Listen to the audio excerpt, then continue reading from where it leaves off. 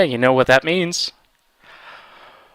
Wabagoosh! Strife Talk, Episode 12, The Magic Touch. This week with Tintenfisch Joe, Whilke, WolfJoe, KowzKing, and I'm your host, Vexxie.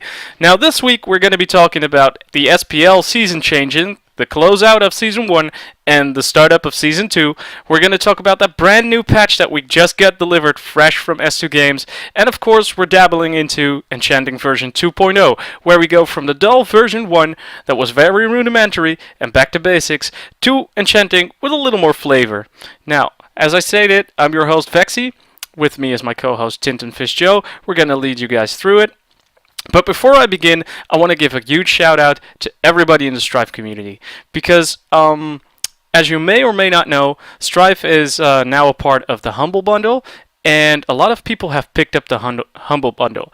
And one of the things I think everybody deserves praise for is the way people reacted to the new wave of players.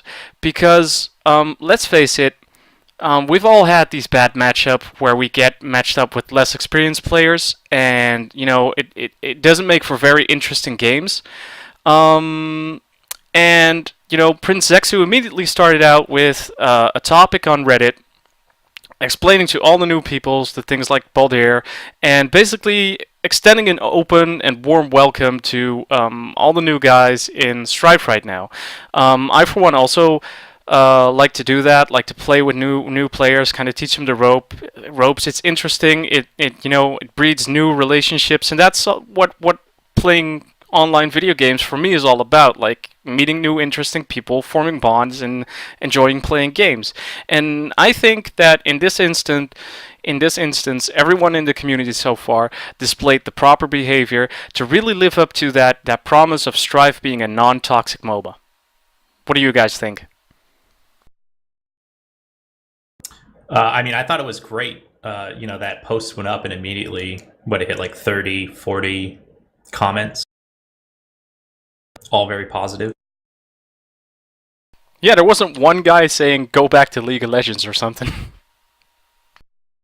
Yeah, I think it's really good that yeah, just the community's growing and that Strife is getting a little more popular. I think it makes a huge impact for everyone playing it, and the more people playing this game, just the more fun it's going to be, and it's going to be less tense for people trying to play it competitively too. It's just going to be a lot more fun.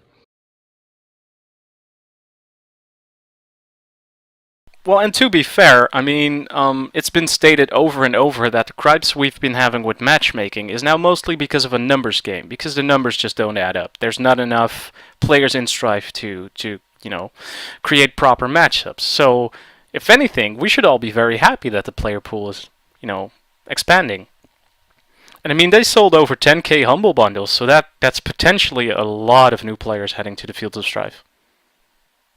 Yeah, I mean, we can hope it's going to be a lot of players heading to Strife and at least trying Strife and sticking with it, right? I mean, 10,000 Humble Bundles, how many is that going to resolve into people actually creating Strife accounts, and then from those, how many are actually going to stick it out and keep playing? But anytime we get an influx of users into Strife, it's always a great thing. Yeah, the good thing is also like after this, like I don't think people will go immediately after they bought the Humble Bundle to Strife. I think most people will buy it through the other games and then maybe later check out Strife. So that will be like an influx over the next following weeks, and not like an instant like grow up with like open beta would do. So it's like pretty good beforehand. Yeah, and I also like the fact that it's done in waves, that we're not in open beta yet, because you know, it's Shade mentioned this as feedback in reply to an earlier Strife talk we did. Like, you have only one chance for first impressions, and right now it's a pretty good window because we have Enchanting version 2.0. We'll talk about that a little bit later, like I said. But it's cool to see that it's cool to see that they do it in these nice segmented ways when there's enough new fresh content, enough new things to create a better experience for that first expression. Personally, I don't think they're there yet. I don't think that that first experience moment in Strife is that completely game-changing wow moment where you say, okay, I'm never touching League of Legends or Dota 2 or whatever your fix is again. But they're getting closer and closer. Yeah, I mean, they're definitely getting closer, but they're not. Yeah, I agree. They're not there. I don't even know if they're really focusing on that new user experience apart from what they did with the tutorials some time back. So now we have, I mean, it seems like they're still more just focused on core features at the moment. I don't know, just looking back at when I first started playing this game, I found it a lot of fun, and I didn't really want to play it. It was a friend who played a lot of Dota 2, and we hadn't really played anything together for a while, so he was like, come play this game with me, and he gave me a key. And though, yeah, you can kind of look at Strife and say, oh, they don't have this, or they don't have that, I think that the way the game is presented right now is pretty good, and it definitely caught me off guard as to how much I love it.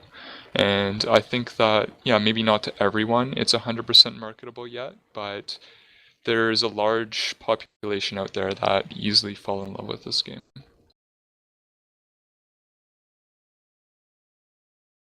Now, okay, talking about people that fall in love with this game, obviously we've had, Strife has a growing fan base, because every wave we see people sticking around, and what I find interesting about the people sticking around is they're so engaging. We see teams forming, disbanding. It's a very dynamic landscape, and with that, I'm kind of tying into SPL now coming up and closing their season, because pre-SPL we had the Strife HQ tournaments.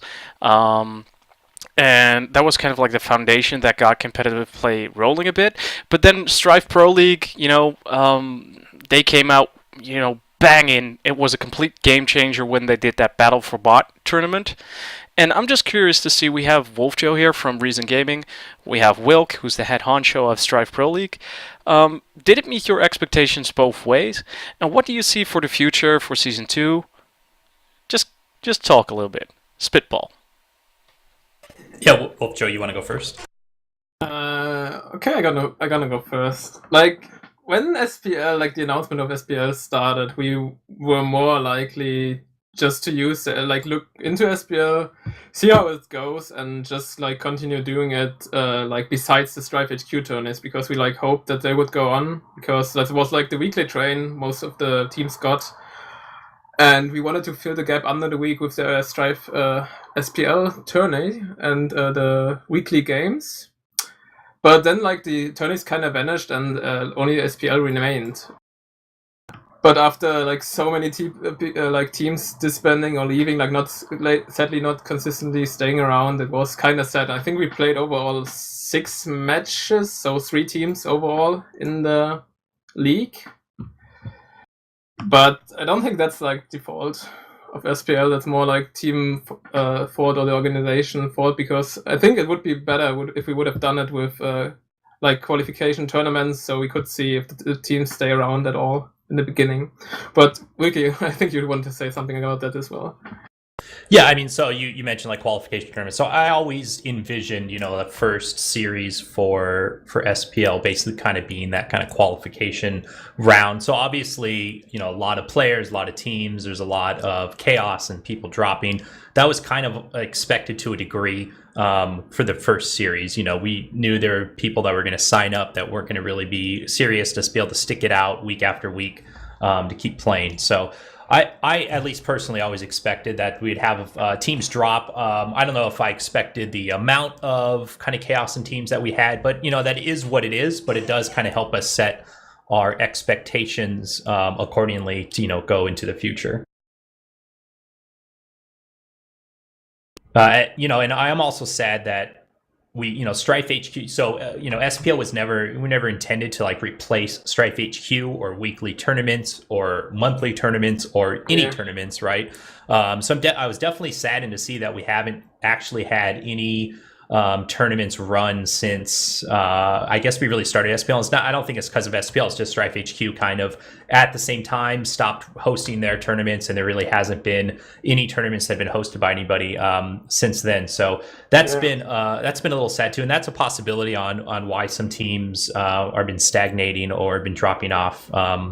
In the competitive scene.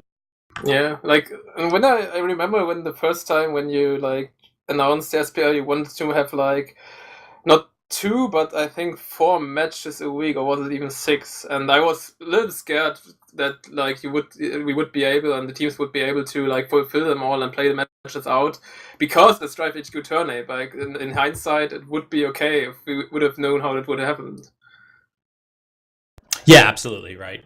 I completely agree with you there. So, lessons learned, a lot of things we definitely learned from Series 1. So we're making a lot of changes for Series 2, which is going to be starting up. By the way, the finals for Series 1 is tomorrow morning, 1 p.m. Eastern, if people do want to come out and watch that here on Twitch. Yeah, we'll be sure to drop that in the stream as well as a link so that people can actually bookmark it and hit follow, because you shouldn't miss the finals. Come on, guys. It's the finals. Yeah, absolutely. And, apart from SPL, I know there is rumors and talk going on about getting some tournaments going. So, and I think that's really, really good to hear, because, SPL is a league-based system. It's not a tournament system. So I think it's absolutely vital that we also have tournaments running within Strife, just for the competitive community. Especially to get like new teams out of there. Like right now, it's like the old teams are in for like 6 weeks, and then you don't see new groups forming till the next SPL season starts because of no tournaments, and that's kind of sad to see, because I think the tournament scene was much more lively and like much more like it changed, but we had more teams in general staying around or being around before with the Strife HQ tournaments. Yeah, some of it has to do. There's such a huge discrepancy between, I would say, like the top 4 or 5 teams in Strife compared to all the other teams that we have in Strife. There's such a huge skill discrepancy that I think a lot of teams kind of get intimidated by that, and then they go up and they play these teams, and the expected result happens, and then they kind of get disheartened and they lose interest in continuing to play competitively. Now, one thing that just sparked my mind is I have to scroll up here a bit. So many people in the chat. It's going quite fast. Let's see here. Yeah. Okay. So chat not scrolling. Okay. Okay, so then I don't know the exact numbers of your nickname. Very sorry, but there's this guy called Peterson or Peters or something, and he said like that the game, that S2 games should gradually make it easier to get into closed beta, just like they did with Dota 2, where they went from very exclusive and then gradually towards that. Traydog, that was it. Gradually towards a open beta type thing. What I'm curious about is how that would affect competitive players, because I like a little bit of competition, but I'm not one that's going to sit down and do that recent gaming level of play and sacrifice so much time to become number 1, right, for competition. I enjoy partaking in the competition, but I wouldn't go to the level of like actually trying to win it. So what I'm getting at is like, we're in closed beta. How do we get to the point where people coming in, especially organizations from the outside, are like attracted to the whole atmosphere of Strife Pro League and are like, this is a game I got to get into.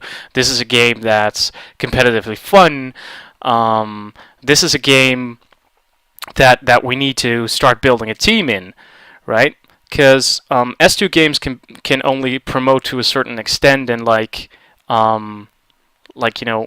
develop the game in such a way that there's interesting aspects to it, and I'll travel back into that when we reach the point of talking about the latest patch, because there's an interesting trend there.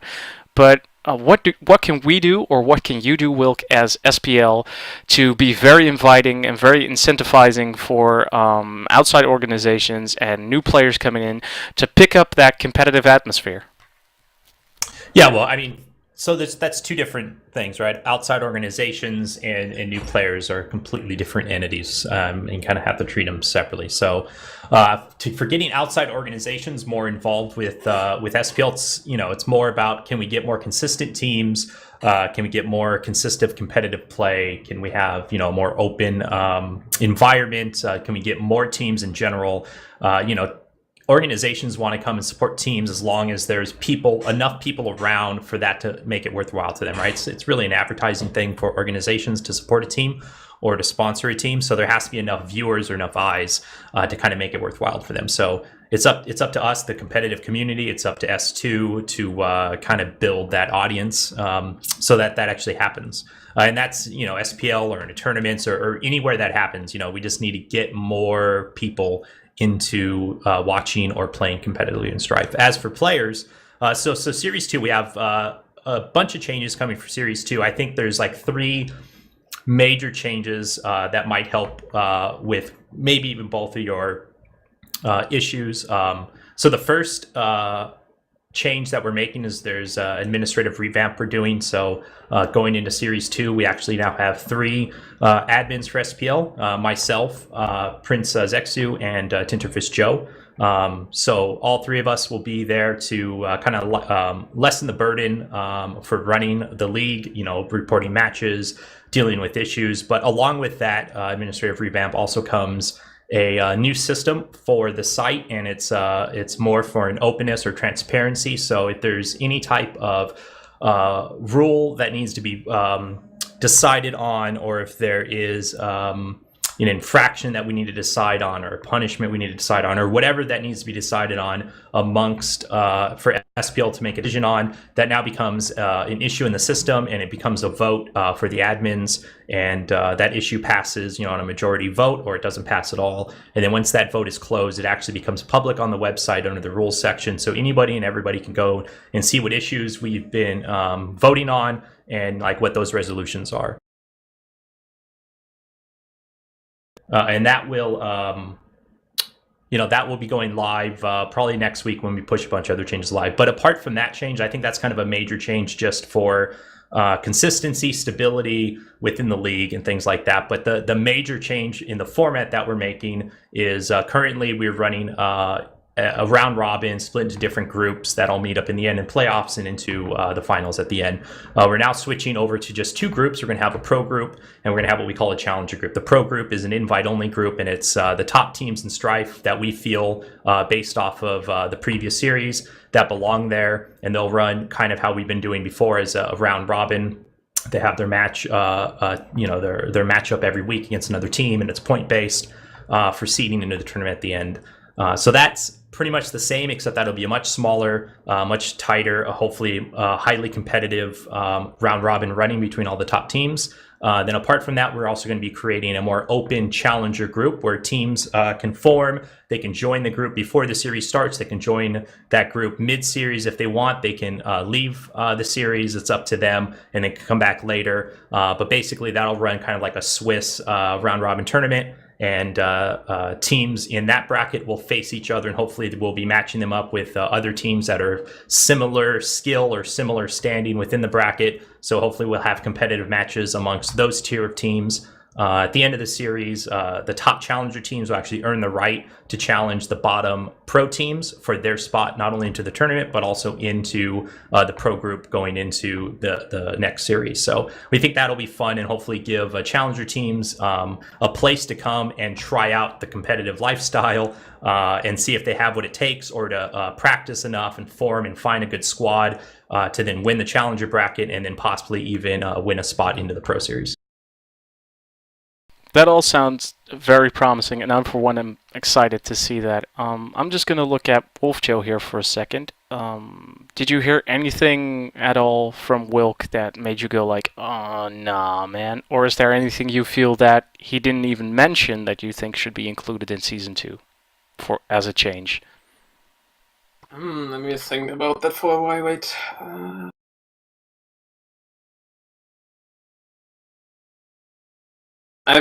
like the Challengers series is good for new teams. The problem is, I think right now forming new teams. Like I think we have the SPL feature to form new teams, but like if I look into matchmaking, there are some groups and some, but I never seen like it's at least on EU. It's right now it's pretty dead, and only like one or two. Else I only see the same players, and nobody's like doing new teams. And I think that's right now the biggest problem. I don't know why.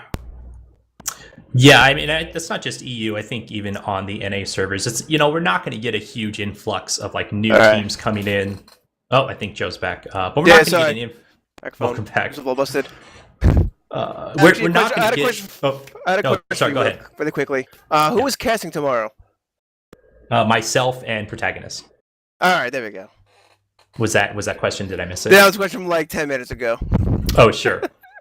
Yeah, I think we're not going to see like a huge influx of new teams like all at the same time jump into like competitive groups, right? It's just Strife is slowly building its player base, which means the competitive player base is also slowly building. So we'll probably see like a team or two add on, and maybe a team drop, but I don't think we're going to see like a huge explosion of teams all at once. I just want to dabble into I just want to interject here for a moment and talk about what Trey Dog said in the chat. Now he's one of the new players. He said, and he just asked the question: are all the heroes free?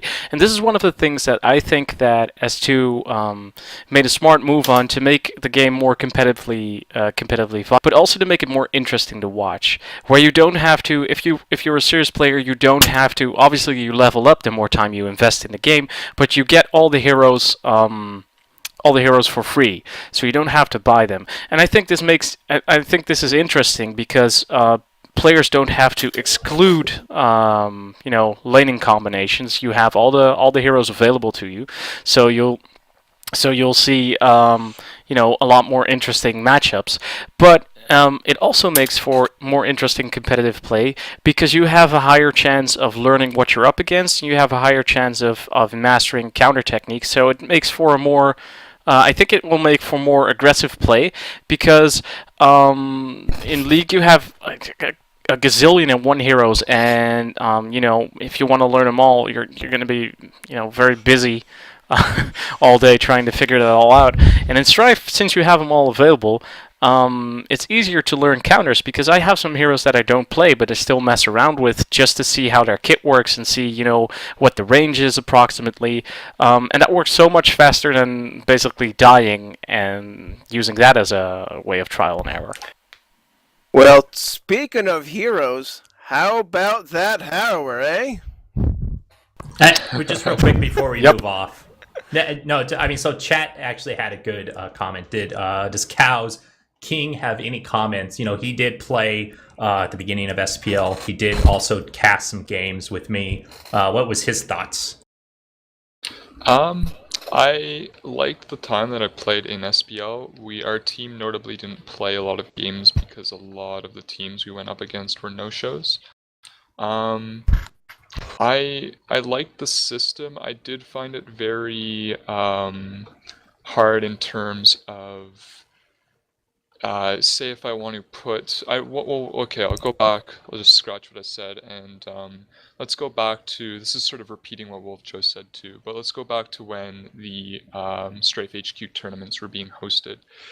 Every weekend I'd play usually with someone, like at least one different person. So it'd be like the same 4 people and one different person, and someone else would kind of not show interest, and we could easily just, you could log on to Vox and say, hey guys, tournament today, who wants to play?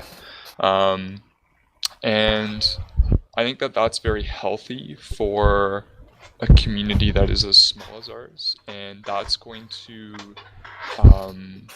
also help resolve the issue we were previously talking about, where WolfJoe doesn't see a lot of different names on the EU servers. In NA, I think it's probably better, but we see a lot of the same names all the time. I think that kind of tournament system, what it does is it really promotes individual players. It empowers individual players who want to play competitively. They're going to stick around. They're going to win some games. They're going to lose some games. They're going to be able to make a bit of a name for themselves. I still like SPL. I think it's a great idea. But having a few tournaments here and there that are not hosted by SPL admins, obviously they're going to be very busy most of the time with what they're doing, but having a few tournaments here and there will be really healthy for new players coming in who want to play competitive. They're going to be able to show off their skill a little bit better. Yeah, I completely agree. Alrighty, we all agree. So let's move on. Let's move on to the juicy bits here. The big new hero came out. Harrower came out. And so how do you guys liking Harrower so far with the limited time you've played with them? Why don't you start off with WolfJoe? You're the Reason Gaming guy here. I'm the wolf. You're the wolf. Yeah, we have you as a playable character now. Yeah. Like serious business made the topic on the Reddit, yeah. To be honest, I haven't played him much. Like I only tried his skills out in press mode to see his potential a little bit, and mostly let Sachi play him because he streamed. Also, I don't think he's like a good bottom laner, but I think he has a potential as a duelist, and I think he's viable in competitive play. But that's only my opinion. I'm not sure 100% on that. How about you, Kows? I've played around with him a bit. It's hard to say in public games. We actually had some scrims against TFTD last night, and we allowed him to be used, but no one picked him. I just don't think either of us felt that confident. But I think that he's going to be sort of like a puzzle piece pick for top teams. Like if you got that last pick and you need something special, you can maybe pick him into a comp it'll work well in. But once again, I'm not 100% sure on that. It's really hard to say where he's going to fit in just yet. What I can say, just playing him in public games, and what I like about him is just like you can kind of jump around as this ranged auto-attacking hero and be kind of elusive and jump around and not get caught. But if someone does jump on you, like a Minerva or like a tank jumps on you, you can just turn into a big monster and start straight fighting them. And it's kind of goofy, but it's a lot of fun to do, and I think that makes the hero kind of interesting. Alright, well, how would you guys think you would build him? Like, the way I'd see him built is similar to how Ace is, a mix of tank and power. Because I feel like with power, his leap is better, his wolf is better, and he does more damage in Grendel form. I'd also be able to start going like attack damage and tank. But I think a mixture of both power and tank is probably the best way to go. This is all theory crafting. How would you guys feel? You can go first. you go first. Who's gonna tackle Joe with the hard questions. No, as I said, I think it depends. I would go build him more tanky. Like the hard part right now is getting him out of laning phase, so it's better if you go for him with tankiness, and then if you can maybe split in like a Mystic Dagger or whatever, because like the R is like triggering the Mystic Dagger, so that's a huge damage boost if you can utilize it. Or like.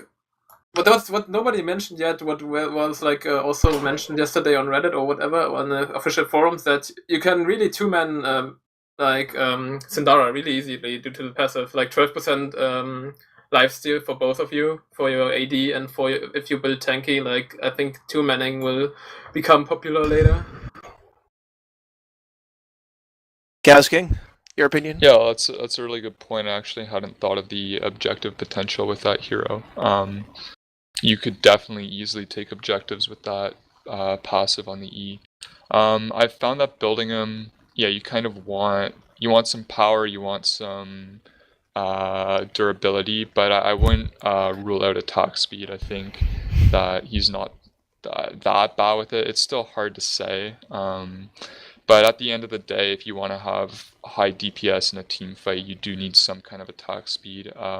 He doesn't have that much damage on his individual abilities, and one's a slow and the other's an escape, and then the other is his transformation.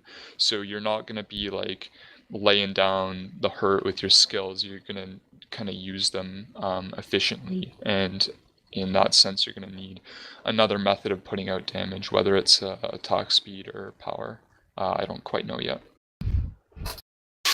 So this, I haven't gotten the time to actually play with this hero yet, so I don't have any factual statements to make on builds and stuff. But there is an interesting pattern I'm noticing with all the patches that are coming out. When Strife first started out, when we just had, you know, that very limited hero pool, all the heroes we had were very straightforward. We didn't have any heroes like in League of Legends with like Ace with Jace from League of Legends with the double skill set, right? They were all these heroes that I like to compare with the statement, how hard is Lux, right? Because in Lux and League of Legends, you shoot the big rainbow, beam, laser of death, but it's very straightforward to understand the kit, and yet it's hard to master. It's kind of like Moxie. Moxie's kit is very easy to understand, but yet he's hard to completely master, to make the most out of his kit. And once we've been, a couple of patches in, there was competitive play. We've seen stuff, but people wanted more heroes. And slowly, bit by bit, very gently, they started to introduce all these heroes with new mechanics. Like first up came Shank with the hook shot, right? Which is a mechanic similar to Pudge from Dota and Dota 2. What I like about this is we've seen this trend start with Shank, right? Then we had Featherstone, who he didn't have a hook mechanic, but he did have splash damage on his ult, and he relied very heavily on building up that damage and being very reliant on being used effectively in team fights, right? That was his bread and butter. That's what he was supposed to do. And then we got Claudessa, and let's see, we got Claudessa.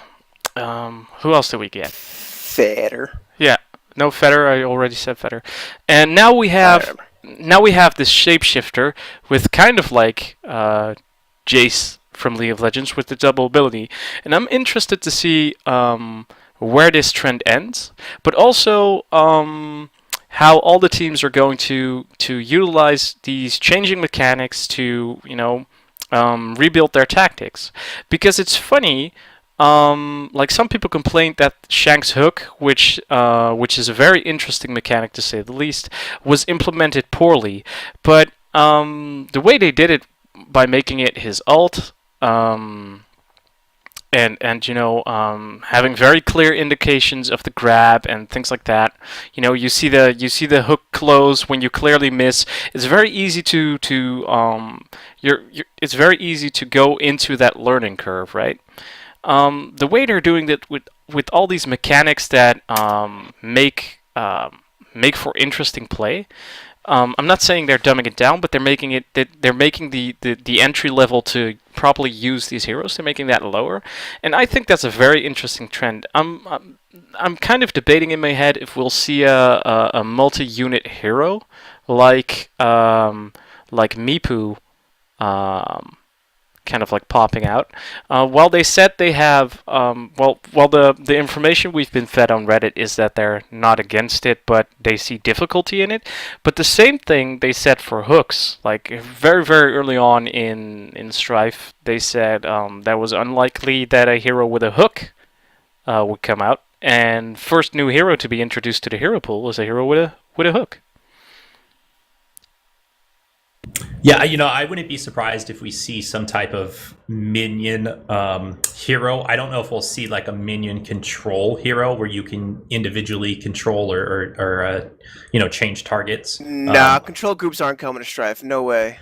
They actually said they removed a lot of the control stuff from the Strife engine when they ported it from Han, and they said it'd be pretty hard to put that stuff back in. But they also said they weren't against it. So I would not be surprised if we see some type of minion hero, but I don't know if it would be like a direct control type of hero or minion. Yeah, that would be that golden in between where they introduce that hero type and it's still playable, but they make it easier to manage. That's kind of the whole thing for Strife. Everything is there. Everything pops out. I mean, the color scheme is great. It's fun to watch. It's fun to play. You have poke heroes. You have hook heroes. Now we have a hero with double skill set. So for those people who want to excel, there's actually something to grind down into. But it's all done in such a way that it doesn't create a too huge skill gap between, those really top tier players and those okay players. And it's done in such a fantastic way that everything is understandable. Like you don't have to play a million and one games to finally be able to say, okay, now I have the confidence to play Shank for the first time and not totally suck, right? According to what you said, the double skill set we luckily have not. Like he has both. The new hero has both skills, like on his both forms. They're the same. That's like I think a good part and in the philosophy of Strife, because if we would have six, like a hero with a switch form and 6 skills instead of 3 or 4, I think it will be really hard to balance in the current state of the game. Yeah, but he does change. He does change form, and that has some effect. I just don't know. I heard somebody explain it as he just goes ham. That's a good description, I'd say. It says, yeah, here it says right so because I haven't played this hero. Sorry for interrupting you, but it says in order to play hero to perfection, you must deftly alter forms adapting to new combat situations as they arise. So I kind of read that as cool. We got like this Jace type hero, but this is kind of what I'm getting at. Like it's like Jace, but it's made easier. You don't have 6 skills, but you do alternate.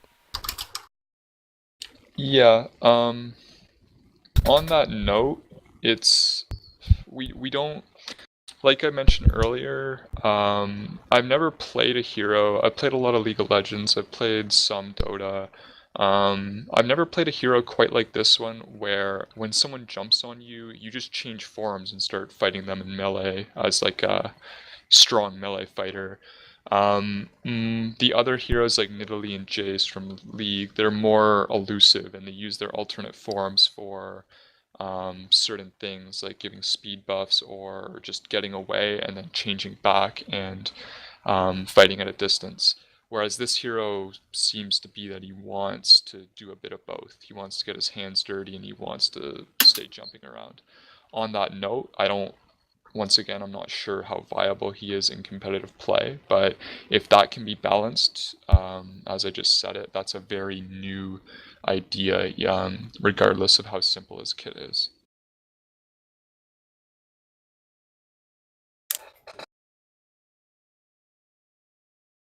So Whilke, All right. question for you. Do you feel that there's a specific type of hero that just needs to come to Strife in order to make raise it through the roof competitive play? Like make it so interesting, because people, I remember back in the Strife HQ days, viewers did complain a little bit that there weren't any mechanics like hooks and stuff, because that makes for interesting play. Is there a hero type you feel is currently missing that still needs to be added? Or do you think we have a pretty round base to work with, and that it's already good, and the only thing that's actually missing is growth? I think we're kind of missing more of like those true assassin heroes. I mean, personally, and I think some of those can be fun watching competitively. We've seen it a bit, like people starting running Rook as more of an assassin instead of in like the bottom lane. They run him in a dual lane and then build him as kind of just assassin. Go find somebody, burst him down, and then get out of there. But I think if we can find, more heroes along that line with some type of, fun utility type mechanic, when people watch competitive play, they don't want to just see people die or people win. They want to see like amazing plays happen, right? And those amazing plays usually happen on heroes that have like hooks or they have blinks or something like that. We do have assassin heroes. We have Blazer, but for some reason S2 say we want to have an assassin hero that doesn't really assassinate people. Like she needs help to kill a person, which I've seen it to be kind of true. So I'm not sure how they're dealing with assassins really. They are there. They just kind of suck, so to speak. Or they suck at their job, I should say. They don't suck personally. I think S&D really has has it nailed. They need like more big alts. Like we need like some type of 5-man alt, something like Tempest alt or something like that. Yeah, I agree. It's like Good. like we have speaking about alt, we have like Trixie and we have Hail that basically punish people for grouping up. But other than that, I find the big alts lacking. How so? Yeah, I think Bo probably, if Bo can hit the right alt and hit all the heroes, it's kind of like I think the biggest game changer in a team fight. But that it just happens so quick and it's over so fast that watching it, it's not the same. It's not like seeing a Tempest alt like pull in 4 or 5 heroes for a good 5 seconds while the rest of the team obliterates them. And we're missing mechanics like, say, like a Mumu who can bandage toss himself into a group, right? Or walk in front of somebody who tries to hook like the carry, and then totally flips it around, because that's, I mean, if you play a hook hero in League of Legends and you accidentally hook in a Mumu to your full team, I mean that's a game changer right there. That's like a team wipe, like 4 out of 5 times. There are some big ones, like, Shank's hook can easily change the tide of a fight. Trixie's, I guess, group Hexbane, if landed correctly, can change the tide of a fight. So they are there, but yeah, there needs to be bigger ones. There's 2, I don't know, soft ones, like Malady is just 1 new, Claudesta just kind of walk into guys. So yeah. I guess it can be dangerous to put like a lot of one-shot potential in your game. And there's not a lot of it, but there are heroes that can jump on you and kill your carries pretty fast that you got to be pretty careful of. So yeah, I don't know. I agree that there need to be maybe 1 or 2 more heroes with big alts in that nature, but to what extent we want our game to like truly be focused on just that is a question we also have to ask. One other question I have for you guys is, we kind of got off track with, speaking of Harrower, before him, we actually got a new pet, Fitz, the bat. And we've all had time to play with him, so... Oh, I love him! I was like, guys, everyone's opinion here, especially Kows and WolfJoe, is how is Fitz, like, ranked among the animals? Like, do you feel he's a viable pet in general? Do you like him as a pet in general? Is he good? Is he garbage? Why don't you start it off, KowzKing? How do you feel about Fitz? I personally have not played with him a lot, but I've seen it played against me. My biggest complaint about it is actually the fact that I see it so little that when I do see it, I often will pop a health potion and then get it popped, and like I kind of wish that the animation would be like really like bright in my eyes so that I know when it's happening. But I don't know. I haven't played with it that much myself, like I said. It can 1v1 in bottom lane. Someone can kill you from like level 1 to 3 with it if you're not careful, but after that it puts them at a significant disadvantage because it doesn't have any other effects. As far as mid lane goes, I think you can run it on some sort of assassin type casters, maybe like Caprice, or even put it on a heavy tank, but I find that the effect that other pets give are just too significant over it. You have to have a really strong rotation type composition and like coordinated team at that to be able to run that pet effectively, and maybe you have to run more than one. I'm not entirely sure. I personally don't like using it, and I like the stuff other pets give more. Yeah, I kind of agree on what KowzKing said there. Like, it's mostly... I haven't tried it much after the recent out-of-combat reduction, like the 2 seconds less. It might be more viable, but right now the passive is just good for ganking, and you need to get the kills, else your GPM drops significantly. Like, you could just take Luster instead, or take Bounder instead to get the movement speed. Like, you're forced to get the kills, else you just could take another pet and get the benefits from it, which would provide you the same GPM. How about you, Whilke? You've been eyeing SPL tournaments. Have you been seeing Fitz being played a lot? Fitz, I think, is just now coming off the ban list. I have to go back and look, but I think he was off the ban list for the playoffs. But no, I have not really been seeing Fitz picked up competitive play that I've seen. Some help you are, Whilke. Sorry. Yeah, you and your banning and balance and stuff. We just want to see, Fitz being super OP and That's right. one team having Well- Fitz and just face rolling the number one, like the lowest ranked team playing against like the number one ranked team in season 2, and then have no bans, no nothing, and then immediately after a patch, watch them get face rolled. No, I think SPL manages the ban rule pretty well. I mean, tune in tomorrow if you want to see Fitz possibly get picked up. All right, neat. Yeah, I I'm guess I'm definitely tuning in. All right, well, we're all tuning in. Yes. I guess the next big thing that came out is Enchanting 2.0, where they pretty much brought back the rare bonuses, so to speak. Have you guys been? I guess you go pose this to the chat as well. Have you guys been picking up items that you wouldn't normally pick up? Have you chosen different starter items?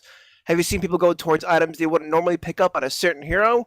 What do you say, WolfJoe? Have you done different things with this new Enchanting? It kinda is the same. Like I fiddled around a little bit with the different enchantments, but it's more like about cost efficientness, and like you always need to remember, if you put an enchantment on your item, you will get the item later. So it's mostly like still everything about min-maxing in the later game, and so it's the same with the starting items. Like you're considering, is it worth paying for the enchantment and the enchantment what provides for me, or is it more worth to get the additional health pot? And right now it's basically most heroes the same. How about you, Kows? Yeah, I agree for the most part with WolfJoe. I have been putting a lot of, like, the 0 gold enchants are pretty good, like the ones where you just, it's kind of a trade-off. You trade off something that the item does for something else. They seem to not be balanced too well, I'm not gonna lie, but those are good. A lot of the time I'm taking 0 gold enchants, or just no enchant at all, and getting my items as soon as I possibly can, because the effects on your items are much better. On top of that, I'll just note some of the things that are not entirely balanced right now with the 0 gold enchants. The most obvious one is the new Captain's Crest. There's an enchant that costs 0 gold on it. It reduces the armor you gain from the item by 10, and it increases the armor and magic resist you give your creeps by 10, giving 30 armor and magic resist to your creeps. Which is a lot. It takes a lot of tower hits now. I think it takes like 5 or 6 tower hits for a tower to kill melee creeps. It is really, really hard to deal with in lane. There are some ways of beating it, and we're kind of starting to work around it now. But it's pretty strong. How about you, Whilke? Have you been seeing people do different things with Enchanting, or are they just not even bothering with it, like Joe and KowzKing say? No, I mean, people are definitely enchanting, right? I would say they are enchanting some items. I don't think people are going like nuts, or most competitive players aren't going nuts and trying like every plus gold enchantment add to a recipe, because that plus gold can really hurt when you're going to get that item in lane. But there's some items that the enchants on them are just too strong, like Kows was just talking about right there. Unfortunately, when we've been casting games, I haven't looked at the latest patch yet in the spectator interface, but we're not able to see what enchantment people are picking up, if any. So it's kind of hard to tell from a spectator perspective what people are doing at the moment. Question though. While I agree that some enchantments aren't as balanced as others, I do not go as far as saying that they are game-wrecking OP. There isn't any enchantment at this point I feel is game-wrecking OP. Well, there was a Crushing Mace bug for a while. Yeah, but that was a bug. And that was very unfortunate, and we shall never ever speak of that again. Talk about it all the time. Oh my god, that ruined my life. Anyway, like, while I can understand taking a hero out of play that's ridiculously unbalanced and broken, that just doesn't make for very interesting games.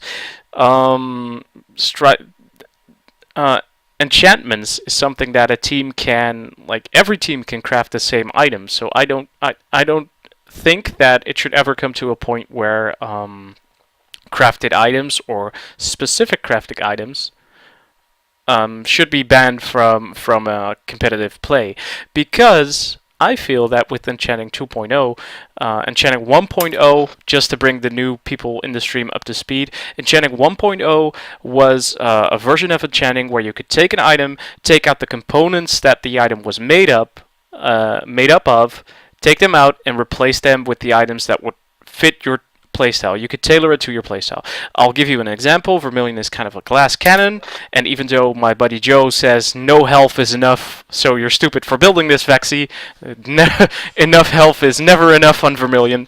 What I did is those core items like Vampiric Dagger that give you lifesteal and attack speed, I actually swapped out the regen components of those items and replaced them with flat health, because I just need extra sustain in lane, because I'm clunky, I don't get out of the way fast enough, and that's what makes me able to compete, because early game I get that I sacrifice a little bit of power, but I get flat health, allowing me not to die, allowing me to get my GPM, and then end game wrecking shit, right?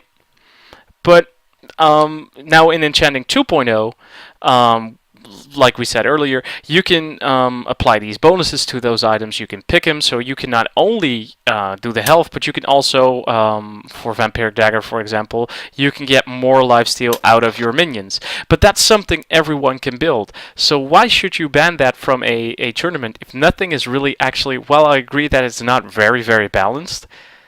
Some items aren't very, very balanced, or some enchantments aren't very, very balanced. Why should you take it out of the game? Why should you? Should we ever come to a point where we should say in competitive mode, like, okay, now we can see what crafted item someone is running. You can't use Vampiric Dagger with that enchantment anymore. Go ahead. Well, I'll just speak here. Say about that is when you have a bunch of teams building one item on like 3 out of their 4 players or 4 out of their 4 players every single game, or say in the 1v1 both players have to go a specific item, or they auto lose, at that point you do have to ask yourself if the item is a problem. That I don't think is up for Whilke to try and balance, or an SPL mod. I think that's S2, and they have to do something about that. Yeah. Yeah, I agree. And for the most part, we've never banned any item or the new enchantment system or anything like that. I think as far as we would go is if a brand new item comes out and it's comes out on like a Sunday or comes out on a Monday, we might just ban it for just that 1 week, since it is a new item, and we at least want teams and players to get adjusted to new things like that just briefly. But when it comes to items, and it comes to especially the enchanting system, which is really new for competitive players across the board, we haven't really done anything about banning that, because again, everyone does have an equal footing on learning it and knowing it at the same time, and using it. But again, sorry to rehash this, but again, I can understand how I can understand how, say, Darius, sorry I have to resort to League again for comparison. When Darius came out, you could take him whichever role you wanted, you could do whatever you wanted with him, because he was so insanely OP. It was ridiculous, right? So I can understand banning him from competitive play, because it doesn't make a very interesting game. Pick Darius and win, period. But for items, I mean, everything about Enchanting 2.0 resolves around choice. Take Cleric Chalice, for example. You have this insane stat booster that transfers the effect of the item to your teammates, where if your teammates spend mana, you also get a portion of health returned. So the item effect basically doesn't just apply to you. Now you could easily lean back and say, whoa, that's OP. But you still have to realize that it's a conscious choice, because the moment you craft your item that way and you equip it, but you go bot lane, or you have to end up going from mid to bot because your bot laner is getting wrecked, then you you've made a wrong choice. So I still don't feel that we should reach a point where you should ban items. Because I think, if anything, it makes it more interesting, because it can create that oh snap moment where you thought you had a big advantage for crafting a certain item, but then due to the dynamics of the game, you end up basically wasting that extra gold for the enchanted item that you didn't need, or you have no use for.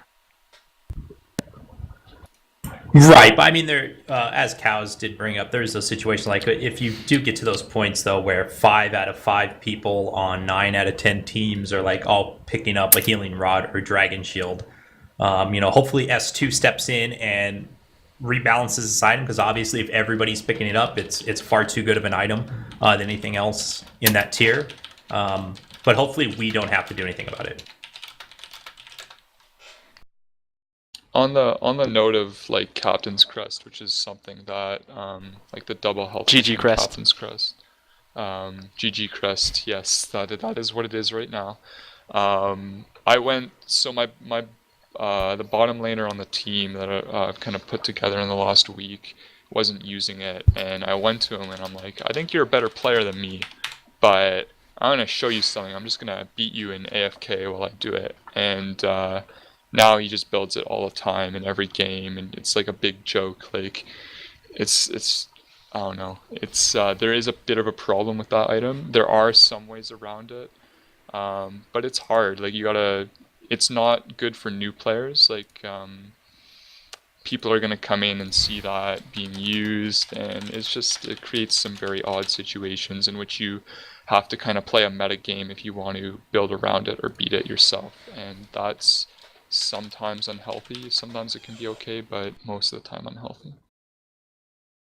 Yeah, but the good thing about items is you can just the item yourself. It maybe like end up with Captain's Crested way bottom lane, but like if you pick if you're in danger if you pick a mage hero against if you're running a mage hero against an AD, the AD is always in danger that the enemy will build the Captain's Crest now. So maybe it is too strong, but we will see, I guess.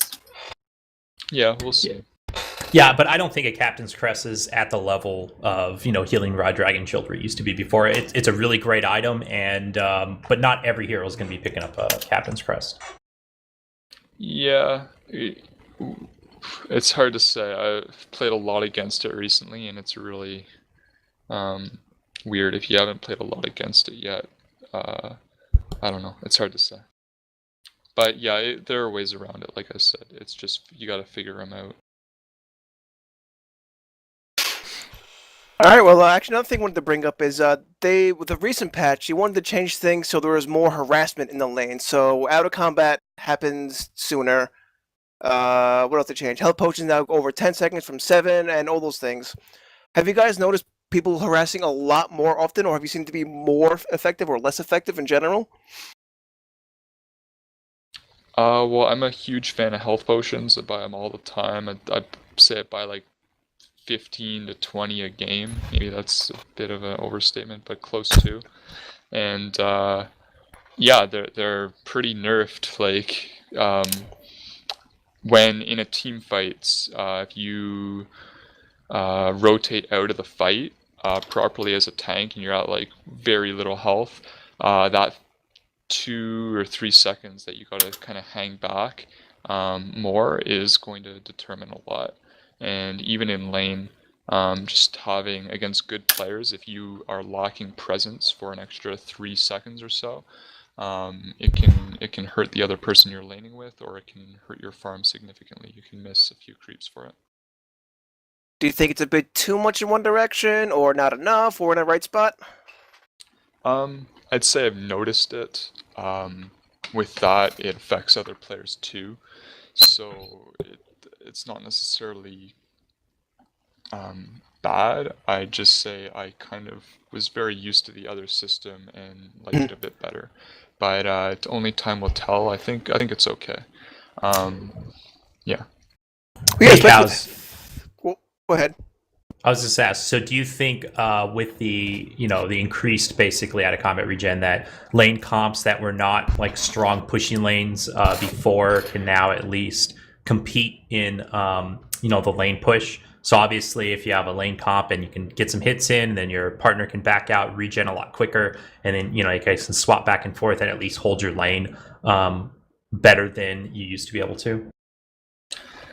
I'd say the in competitive play, you never health regen, like you never use passive regen unless you're really far ahead, and you're like relentlessly pushing your opponent, and one person can just like push as the other person regens. It very, very rarely happens.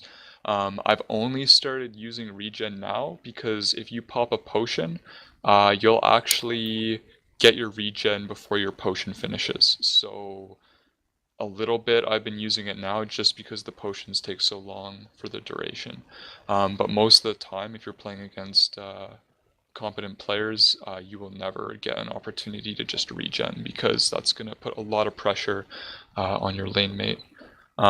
As far as roaming goes, it's obviously going to make ganking a little bit better and roaming between lanes a little bit better because you're going to have a bit of extra health by the time you get there. How about you, WolfJoe? Do you care weighing on this? Have you noticed more harassment, less harassment, good, bad? Well, in modern lane, it's not that you're using out of combat region mostly to get more mana when you need it. Like you spam the lane, either get spammed into your tower or you spam the enemy into the tower most of the time. So you, like KowzKing said, you're mostly using it when you're ahead, because when you're behind, you can't really use it to regen mana or anything else. You lose the tower. I have a joint question for both KowzKing and WolfJoe. Do you feel that with the Enchanting 2.0 there is enough choice crafting-wise to boost your laning phase? Like, we're talking about regen, right? In the laning phase and sustaining the laning phase. Like, do you feel that there's enough choice enchantment-wise to pop that sustain? Because I mean, like, there's a lot of things have been done to the laning phase because we had that Dragon Shield healing rod, the Tortoise healing rod, that everybody ran because it was simply the most effective choice. And they kind of like, went kind of like flipped that around, made it that tier 2 item, and basically changed the meta overnight with that one patch. And now with Enchanting 2.0, do you feel that we have enough choice is what I'm getting at for the laning phase? I think we have we have a very significant amount of choice as to what we can be doing. I'd say it's more so like level 5 and up that we get a lot of options. The early game options are pretty limited right now. We saw a lot of Chalice before the Enchanting 2.0, and now that we're past Chalice, we're seeing a lot of Elder Stones. That being said, it's become popular and you can do it pretty easily. You can just go a very passive item, and that's making, I think, laning phase a little bit more passive than it used to be. There used to be a lot more aggression, but with that being said, I would like to see maybe not a buff. I think it's really dangerous to just buff something really quickly, but I think over time people might discover more effective uses of aggressive early game items. Like Fellblade's not bad right now.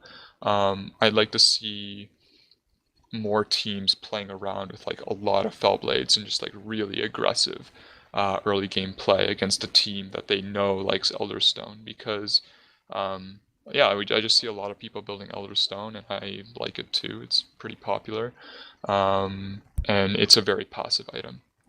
I think that the Enchanting 2.0 does give us a lot of options, and it's going to be fun to play around those options. I think that the main danger that people looking to play at a high level face when looking at all these options is falling under this this mistake of, hey, I used this game and it worked really well, but not realizing how ahead they were of their opponents or how much of an impact something else had. Like, hey, our lane combination was really, really good that game, and I went this item. Maybe taking away from the impact that the lane combination had and applying it to the item, and then thinking the item's really good. it can be hard to experiment sometimes now that we have a lot of options. But I think that this opens the game up a lot more, and I think that less impulse nerfs are to be used because we have this many options, and if someone discovers something that's really strong, we should have a significant amount of time for players to experiment with other things and see if they can find ways around it. Like I said, with the Captain's Crest, I first saw this, I was like, oh my god, this is ridiculous. And now it's still hard to play against it, but we've found some things that work against it, and we're still experimenting. We're still always trying to figure new things out. How about you, WolfJoe? I would kind of agree on what he said. The problem is right now you can't. The only way you can experiment with builds is more in a scrim than in a public, because public is like you get so much gold from your, especially when you're stacking from the other lanes. Like people getting tower, you're not in danger of getting ganked because every lane is mostly winning when you're stacking.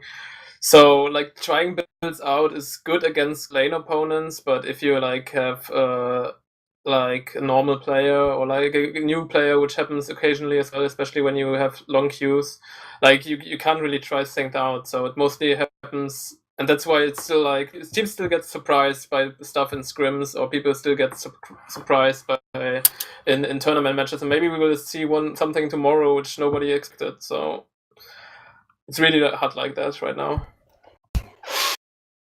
Actually, another question I have for you guys, kind of a deep one, is Mono Regen also got nerfed, and I feel it kind of hurts the power meta a little bit. And as you know, when the game first started out, it was very favorable to build power because we're just that good. But over time, we have Featherstone and Clodessa that nerf power, and also Mono Regen has been taking more and more of a hit. Have you guys noticed it to be not as favorable to build all power components into your items, or are you starting to build more Mono Regen, more health, and seeing more variety?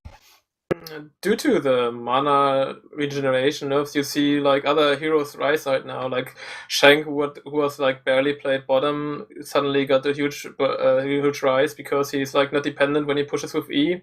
Same as maxing E Claudessa bottom because she's not mana reliant as well. Like that's why Hay got kinda like hit a little bit more, because you're still reliant on building the shallows, else you get like not enough mana regen to sustain your E and W and spam your spells. So same for Moxie. Like Moxie was before the king of the bot lane because he had so high mana regen and you could spam your spells all the time. Right now, if you run out of mana, you have a big problem in bot lane. And if you can't like one shot your opponent in bot lane with Moxie, you're basically useless. So it's like it really shifted the meta more to the tankiness right now. How about you, Cows? Or Whilke, this goes to you too, since you watch other games. Have you seen the glass cannon build kind of disappear or be, I don't know, mitigated a little bit over time? Yeah, I mean, go ahead. Yeah, I was just gonna agree that absolutely. I think people are now starting to build custom recipes where they're putting in, flat hit points over, so slightly less power or slightly less mana regen or mana than we used to see. Obviously, like 2.5, 3 months ago, people would build just pure, straight up power, complete glass cannons, and you don't see that nearly as much anymore. One of the things I'm curious about is we've all been ripping so much on how bad Empowered Bracer is. Like it was this joke whenever there would be a new wave of players, we'd say, "Oh, there we go, wave of Empowered Bracers," right? But now with the enchantments, I feel that the item is actually quite good. In fact, I feel that's very good as a mid-game item for those tanky heroes with the enchantment strength on it, because for 140 extra gold you get 3 power above 100 and gain 2 health. I haven't experimented with it a lot. I've kind of looked at it and thought to myself that and the Reaper Scythe enchant, where you can get like stacks for killing Baldir and Sindara, and then the Empowered Bracer enchant where you do 15% more damage to Baldir and Sindara. I've had this idea, I don't think it would ever work, but I had this really funny idea of a PvE team where you just never fight the enemy team, you just all get those items and go and kill the objectives, and you get all these stocks, and I don't think it would work, but it'd be very funny to do. Yeah, I haven't really tried that, experimented with much with the bracer since it's new iteration, but I don't know. I think it's always been good if you're really far behind because it gives you like some good stats, but that's if you're behind and you gotta take some hits for that later on. I don't know. I've seen some players use it. I personally have not used it a lot. It's hard to say. I haven't seen it a lot. That's really what I have to say, I guess. Well, with items, with all the talk with changing items, how about the stone skin change? Was the change so you take less crowd control, but you get buffed up? Have you guys been picking that up more? Have you been seen it being picked up more? If I'm playing a tank like Claudessa or Claudessa or Bow or Bastion, Stone Skin's like my favorite thing. For a high damage Claudessa to take 30% less damage and you just build it out of straight power and it gives you more heal, it's amazing. You turn into like a god amongst men for 6 seconds, and yeah, I think it's a really good item. Maybe not for carries, but for tanks it's really good. Yeah, I agree. Like on squishies, like I kind of experimented a little bit with the void key with the movement speed enchant, but I think it's only working in public. But the stone skin, like in super late game, it's still kind of viable. But also the like the 5k or 4k tank items, or even the golden protector on an AD carry or whatever, is sometimes more beneficial than having the stone skin right now. How about you, Whilke? Have you been seeing more stone skins picked up? I haven't seen any more than I think maybe even less are being picked up. I mean, obviously, for a while there, right before the change, stone skins are starting to get picked up like left and right, and they might have dropped down now since they don't necessarily cleanse, whatever disable is on you at the time. But I still think it's a pretty strong item. All right. Well, we've gone on for about an hour and 15 minutes, which is pretty darn good. And we got to 60 viewers at one point, which is probably our record ever. And I think with that, we're going to conclude Strife Talk for now. It's great to be back. I'd like to thank all our panel for being here: KowzKing, Whilke, and WolfJoe. Any final words? Any final words or anything you want to plug before we go? Check out the stream tomorrow of the SPL casts. Yeah, we cannot say that enough. Check SPL cast tomorrow. Watch that final, watch some high-level Strife play, and get really excited and be like, oh, I want to try that. I gotta try that. I'll be taking bets tomorrow. Okay, so let's stream. Like, everybody right now, who's gonna win? Reason Gaming. Yeah, SPL Whilke, is he playing? I'm playing, yes. Alright, Whilke. And yes, there will be VODs afterwards too, so don't worry about that. Yeah. This will all be up for you to view again and again, to hear WolfJoe talk all the time. I want WolfJoe on my ringtone, as all my contacts, What? and my alarm clock. Yeah. I'd love to hear, "Wake up, Tintenfisch." Alright, so thank all you guys. Alright. I'm just gonna drop the Twitter handles in the chat so that you can follow us there and watch pictures of us eating soup. And for now, I've been your host, Vexxie. Thank you all for stopping by. It's been amazing.